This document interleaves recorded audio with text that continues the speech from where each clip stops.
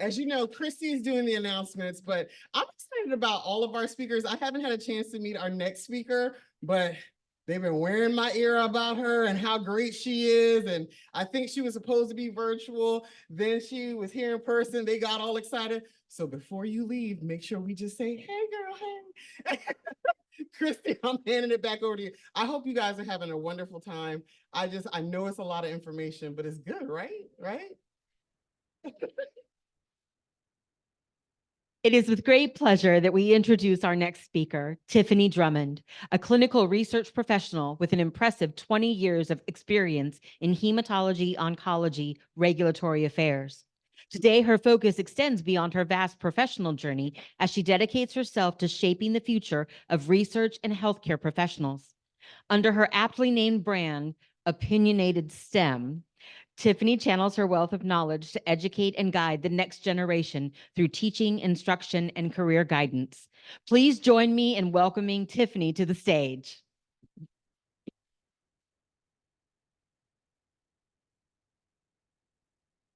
Hello, everyone. How are you? I have a lot of shoes to fill here because this has been great already. And Dr. Eckert, I want to learn so much from you, so there's that too. I also feel like Michelle Obama because I did not wear sleeves today, but I'm okay with that. I'm all right with that.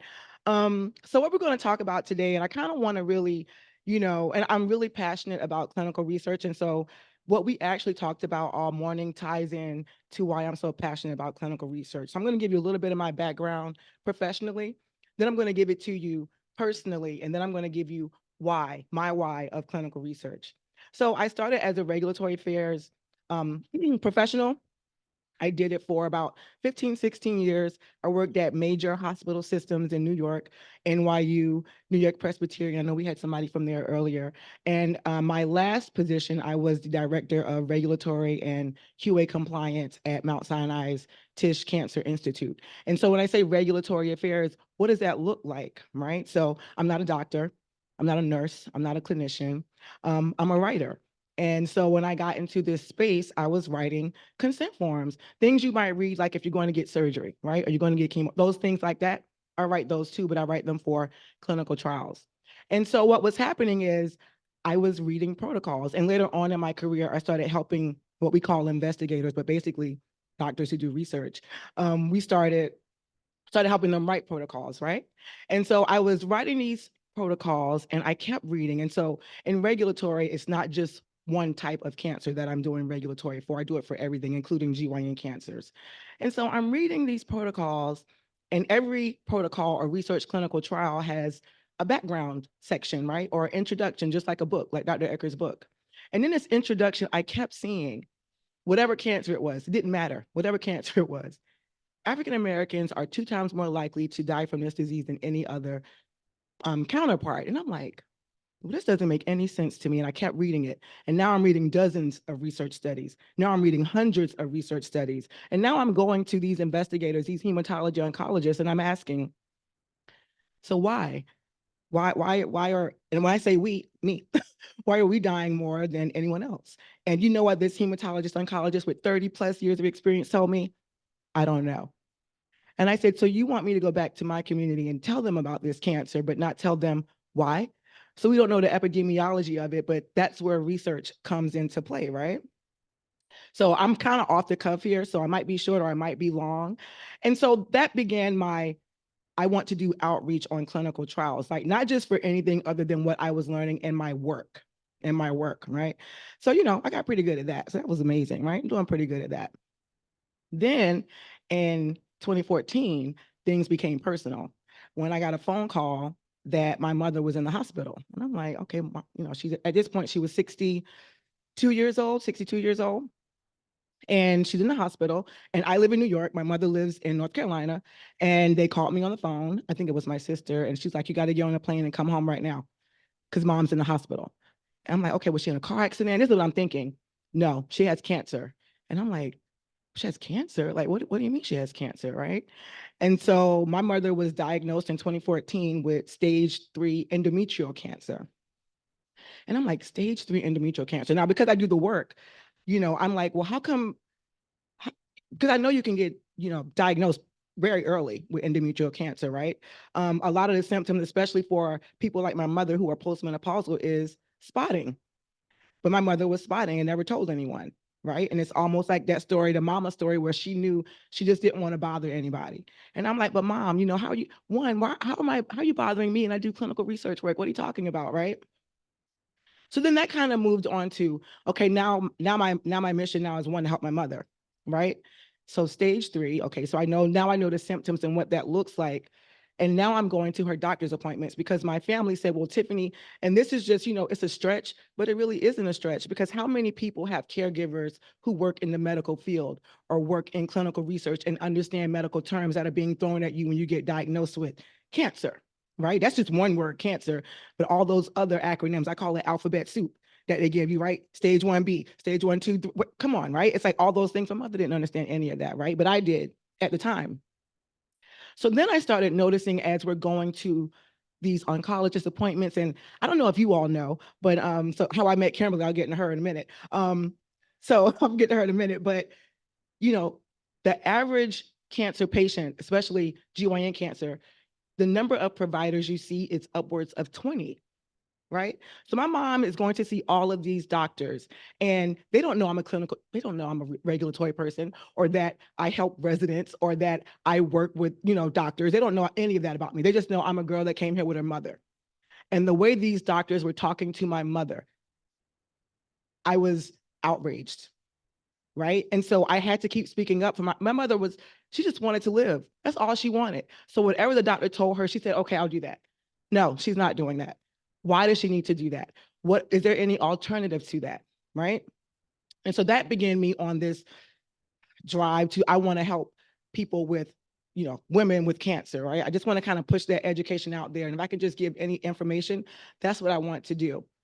And so, we go through all of the motions of that. And so it kind of goes into that space about data. And I'll get into that about regulatory and clinical research too, right? Because we're a very data-driven industry. But my mother isn't a number. She isn't just data. She's a person, right? And so as a clinical research professional, and then as a caregiver to my mother, I kind of was at a crossroads of how I'm giving information out and how that's perceived to my community members. You know what I mean? But then it's like, when it's my mom, it's different than it's just me talking in a room with people I just met today, right? It looks different when it's somebody that you love. And so I had to figure out, how can I make this work and still push clinical research? So let me get into that. Mom, I am at NYU. This is a leading, academic hospital. I work with some of the best GYN oncologists ever. They will let you come up. They will fly you up here. They will come see you. There's this amazing clinical trial that's out right now for stage 3 endometrial cancer. I'm a cursor too. I think Stephanie cussed it. She said, hell no, I'm not doing that. Mom, why not? I don't want to be a guinea pig. All they're going to do is like shoot me up with some things. And I'm like, Mom. So I tried to explain it to her, but at this point, it was too late. I'm like, she's not going to do that. You know what I mean? So then I'm like, okay, so now I know I have to start pushing clinical research as well. And we'll get into what those barriers are as well. And so my mom fought the good fight, but she lost it in 2016, right? So that's 2 years that my mom was here on this earth, from diagnosis to the date of her death.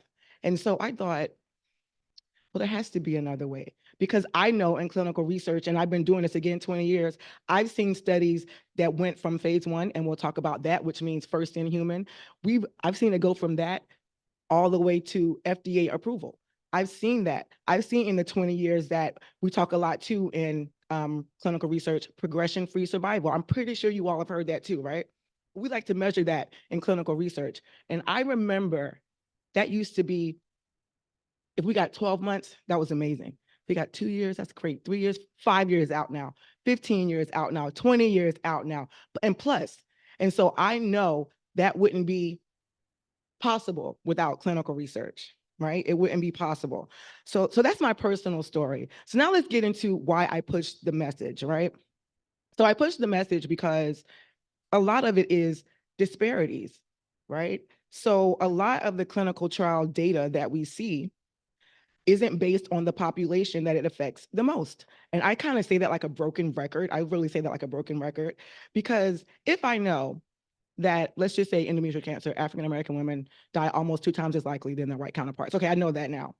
So why is the population of Black women on endometrial cancer trials in the single digits of percent, 5% or less, right? And especially in a place like New York, my investigators could not for the life of them tell me why we live in a melting pot of the US and we don't have diverse populations on our clinical trials. So then, right, so now I pushed that message. And now guidance came out, right? Because the FDA, we love them. They don't like me, but it's okay because I work with them, okay? So I work with the FDA, right? And at one point during the pandemic, because cancer does not stop. Did cancer stop during the pandemic for any of you? If you weren't diagnosed or you already, right? Cancer does not stop, but the pandemic was still here. So we had to think about ways that we had to be innovative to treat cancer, right? With COVID. So I was talking to the FDA so much, they started calling me Dr. Drummond, and I never corrected them. No, I'm not going to do that, right? Never going to correct you. But so now the FDA came out with this guidance about diversity in clinical trials. Are you all aware of that? We all know the FDA, right? Food and Drug Administration, right? Well, so my doctors in the room, I'm pretty sure know that they came out with this guidance about how these pharmaceutical companies, love you all for the sponsorship, are going to push diversity in clinical trials. So unlike medical guidance, right? When they say, okay, this is the guidance that's come out for the treatment of cervical cancer. A FDA guidance doesn't mean you must. It means this is what we think you should do. So if a pharma company comes to the FDA, right, say with an investigational new drug application or IND, we alphabet soup over here, or they come with a new drug application, an NDA, which is we want to get this drug to market. The FDA says, well, what was your diversity plan? Well, I can tell you a lot right now.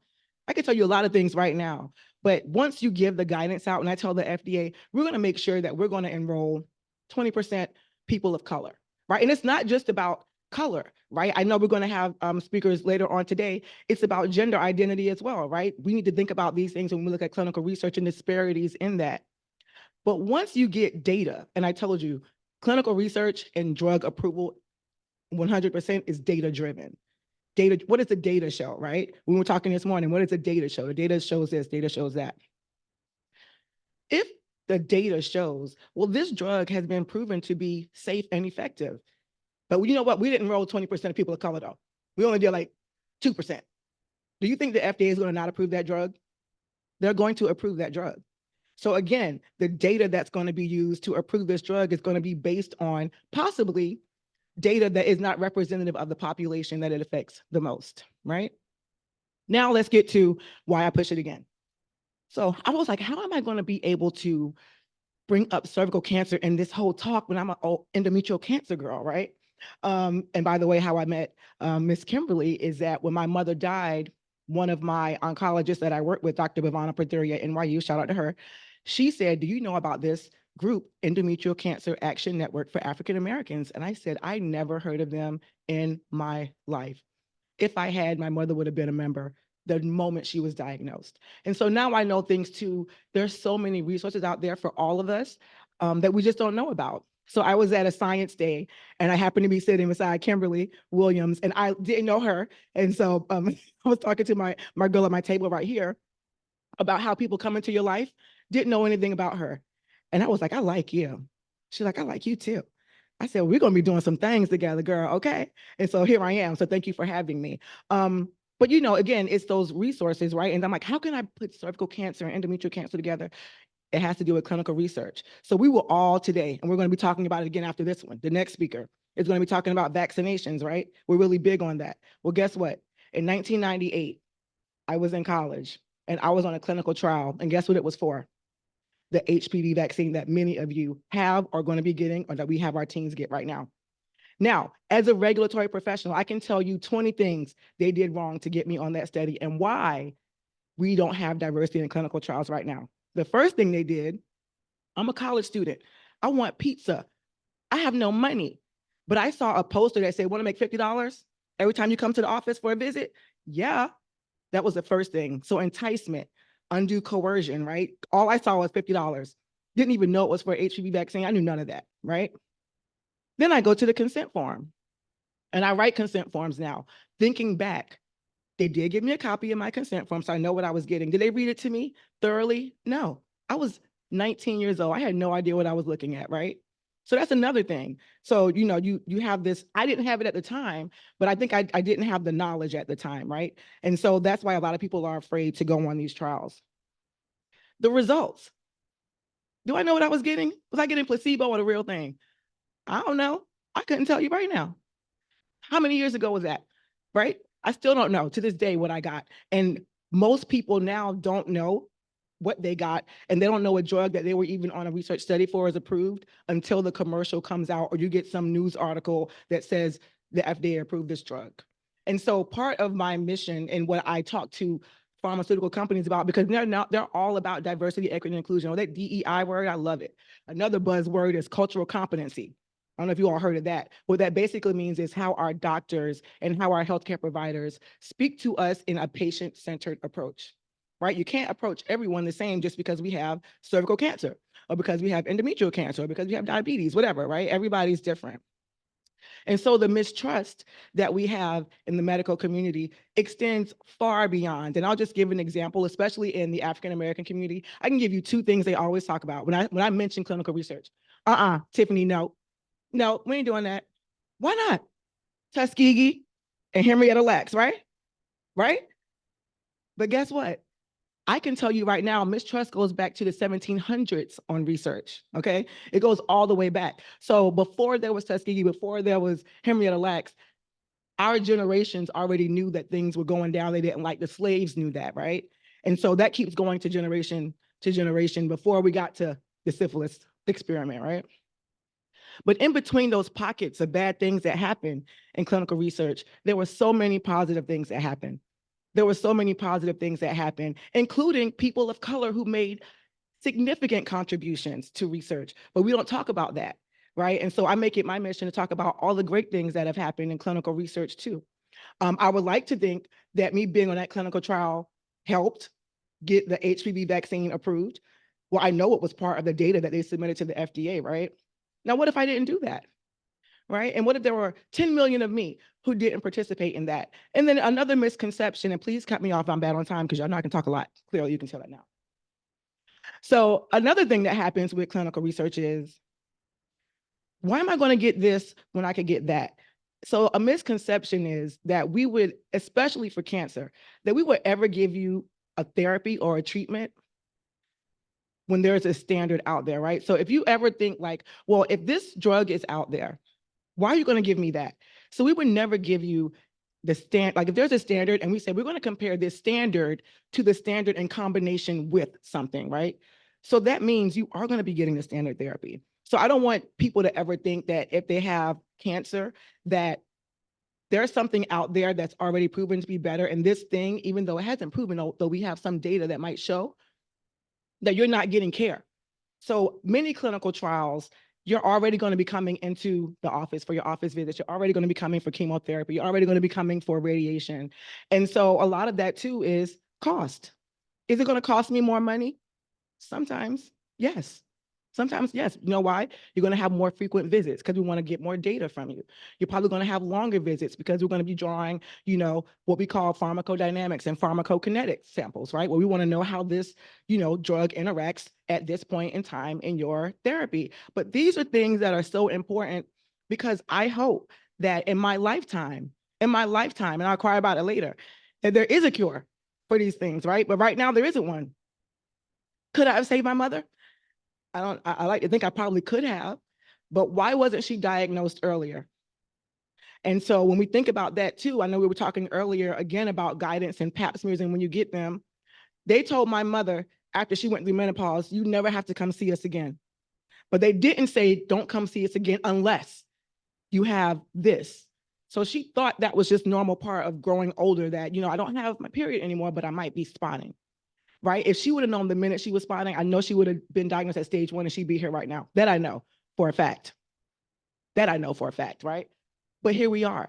And so again, if I can push that clinical research message, and if you have any questions, and I always say, as a regulatory professional, anytime something bad goes down, if you see it on the news, I know Stanford, right? Their president just had to step down because of inaccurate data. And something else about data, there's a book out there called How to Lie with Statistics. It's one of my favorite books in the world because you can use numbers to make it look any way you want it to, right? But if you use it honestly, the data does show what the data shows, right? And it might look different 10, 15 years from now. But we have to use data to push forward, especially in science and medicine. And if we can be a contributing part of that, that is what I always hope for, right? And so, it's so much that we're doing in clinical research, and ask questions, right? And we were talking about that earlier too. And part of that also is we didn't know that clinical trials existed. When I say we, a lot of us, just in America. And so right now, there's a website called clinicaltrials.gov. The FDA mandated that because there was no transparency in the clinical trials that were being offered. But then also, and I know that I'll let people tell their own stories, but there were people who didn't even know that there was a clinical trial out there for them because they were never offered it by their investigator, because their investigator or their doctor assumed they wouldn't want to go on it because they assumed that because you're Black, they assume that you don't trust them and you're not going to go on a trial. Right? So that's why they didn't go on and didn't offer it, because they didn't think they would know. And so my job is to educate everyone about the importance of clinical trials. And if you don't think it's for you, because it's not just your decision, it's a family decision, right? It's a lot of information. You have to weigh the pros and cons. But, also when you think about things that we all do, we do it because we all say we're altruistic, right? We all want to be altruistic. That's what we say. We can be selfish too, I am. But, I would like to think that I'm helping other people when I am doing the research that I do or speaking out like I do. And so for me, now I don't do regulatory anymore per se, but I teach clinical research. So I don't just teach it to people like you who I love. I also teach it to aspiring clinical research professionals. I also train principal investigators to know how to be a good principal investigator, right? Go out into the community and talk about clinical trials.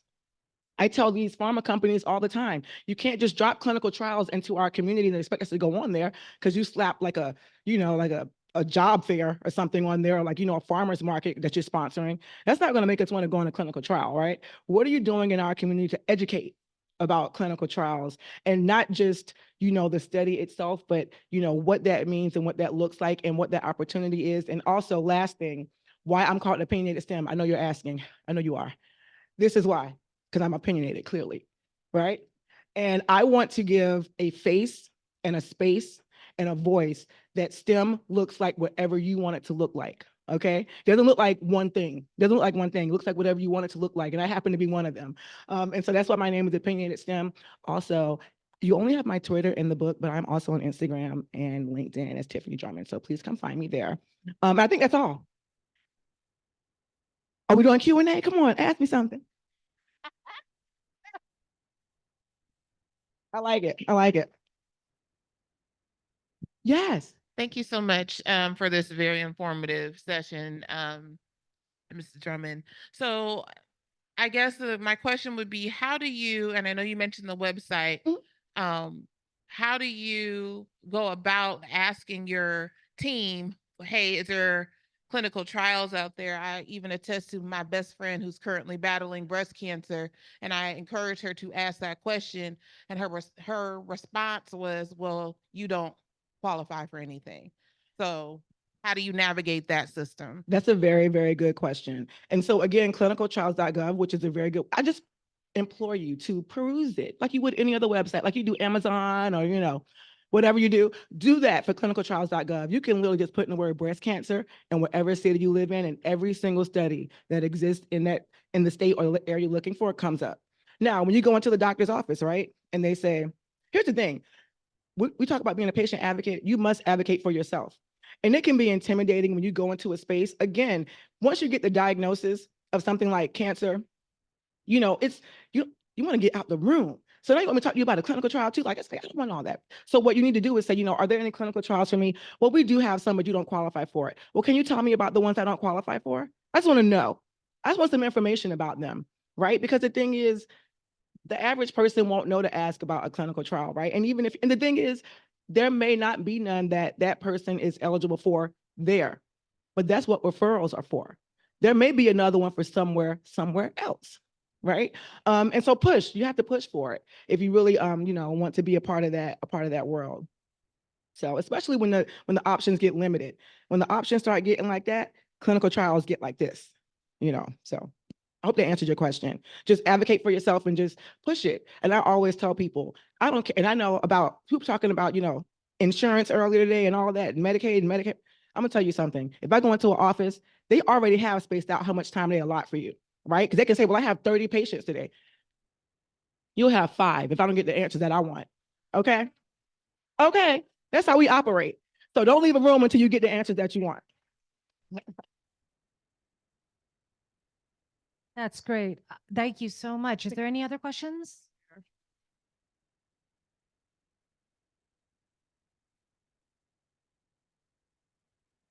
Thank you for your presentation today. It's really, really informative. How long can you be on a clinical trial? That's a very good question. A very good question, right? And so that's one of the other barriers or hesitations when people go on a clinical trial. Well, how long can I be on it? And the thing about cancer is as long as it's working for you. And so that's another thing that we have about this misconception about clinical trials, that if it's getting worse, I'm going to stay on this trial when I could be getting something else. That is not how research works, right? The moment the data, again, shows that you are not, progressing, or your tumor, isn't shrinking or things like that, or your levels aren't going down, we're going to take you off the study. And part of the consent form process is tell you what are the alternatives to being on this clinical trial. You don't have to go on it. That's number one. 2, you can take the standard therapy for your disease, right? But then we always let you know what are the reasons for withdrawal. One could be because you're not compliant. That's one thing we always get, non-compliance, but I love y'all, know y'all compliant. Or that, you are not benefiting, right? And so you have to always weigh the benefit versus the risk of being on a clinical trial. Because again, toxicities don't stop just because the drug doesn't have a name, right? So research drugs have a name like 123, right? It doesn't have that pretty name like, Keytruda, or all those pretty names, right? It doesn't have that. It has like, XYZ drug, right? But they have the same toxicities that many of the current approved medications have as well. And so a lot of those toxicities, like it's hard to write a consent form and read a consent form. And when you say one of the risks is death, but that is what it is. But that is with anything, right? Especially when it comes to the medications that we're taking. And also we talked about hospice, and I'm gonna let y'all go, right? Hospice, that has a personal thing for me too, because my mother was in hospice, right? And it's true, what does your quality of life look like? And I always tell my investigators that when you're talking to patients as well, what is their quality of life? What do you want to get out of this clinical trial? And my thing is, we all want to live longer. We all want more birthdays, right? But do you want more of that if it's not going to make you a happy person in the world? I don't want that for any of you, right? But I do know that what we do, so here's the thing. Maybe there is a drug that has the same chemistry, components, molecules, and all of that of a drug that's approved right now. But what we're seeing in this drug, maybe you don't get as much vomiting, or maybe you don't get as much abdominal pain. That's what we're seeing, right? So maybe you may want to try that. And then if the data shows that, maybe this drug now is going to be the one that the guidance shows you should probably give to your patients first before this one, because the side effects are less toxic, which has happened with drugs that are on the market right now. So good question. Anybody else? Ooh, come on, keep asking these questions. We're going to be here all day, okay? Another question? Sure. Okay. I wanted to know if your insurance has to approve you to be on a clinical trial. Okay, y'all are too good. Okay, y'all too good with these questions. So the answer is no. No. So here's the thing though about being again on a clinical trial, right? So a lot of times, especially with cancer studies, and that's what I write consent forms for, we have to tell you what your costs are going to be. It's a whole section called cost. Now, here's the thing. Again, if you have cancer, even if you're not on this clinical trial, you are going to be coming to the hospital every 3 weeks, or whatever your schedule is for your therapy, right? But for a clinical trial, if the drug is not approved by the FDA in the United States, they cannot charge you for that drug. Now, what they can charge you for is the administration of that drug. Does that make sense? Right? So say you're getting chemotherapy, right? Now, an infusion nurse isn't a clinical researcher. She's not going to come up here and give this talk. She's going to get the chemo order and she's going to put it together and give you a bag. And you're going to sit there and look pretty while you look at your magazine and all that stuff, right? But she's going to need to get paid. So that's going to get charged to your insurance. But the actual chemotherapy drug within that bag is not going to be charged to you. And also sometimes I write research budgets too. I told you I do everything. I do everything. So I write research budgets too. There are per patient costs in there. And I want you to know that I am an advocate for you. And I don't know if you know about budgets, but we have what's called line items, meaning everything line has a number attached to it. So I want my patients to get paid for travel, maybe food voucher, maybe you need to stay overnight because the closest place is 2 hours away. And that goes with access as well. Right now, today, as I'm talking to you right now, there is a practice. There is an oncologist who does not have access to the internet to even be able to tell you about a clinical trial. They don't know what electronic data system is. They don't have that. They have paper charts. And so we have to think about access in terms of clinical trials too, because I live in New York. I live here. So I know there are thousands of clinical trials, but maybe if you live in rural Texas, right? Or rural Kansas, or maybe Nevada or Wyoming or Oregon, there aren't many trials like that. And so cost is like that. So the thing about your insurance, no, and trust me, I'm gonna tell you about insurance. When they get billed for it, they're gonna look at it. So you'll know for sure. So I actually have an online question yes. right here. Sorry, there's an online question. Sure. Can you access clinical trials even if you're not in the US? Yes, that's a good question. So the thing is, now here's the thing. Now come on, hold on. You want to talk honestly? Okay. So we have the Food and Drug Administration, but let's say somewhere like Europe, they have the EU, which is their version of their FDA. And their version of the FDA, even though there are medical professionals and have the same credentials and all of that, there are many drugs approved in Europe right now that are not approved here.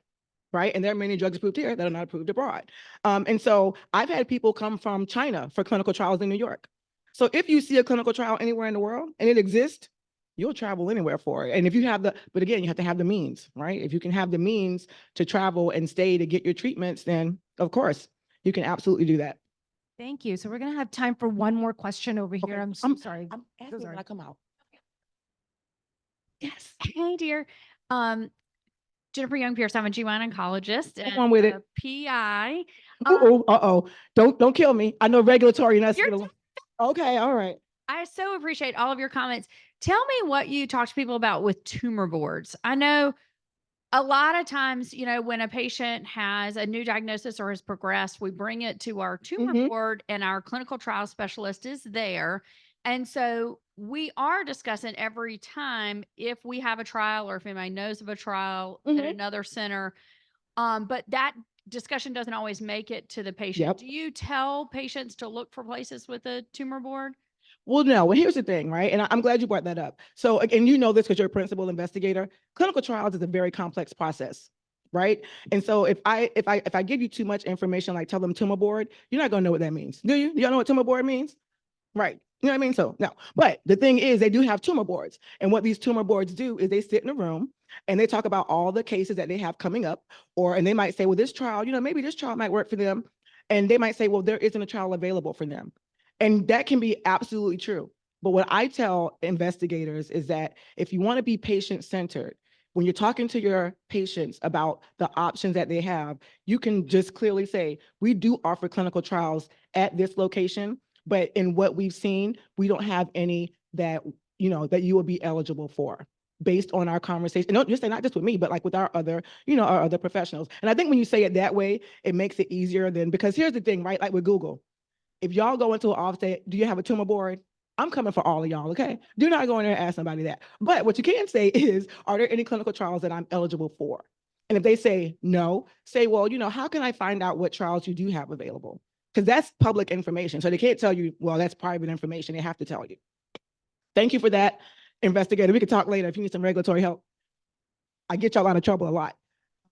All right. Thank you all so much. Thank you. Thank you so Thank you. much.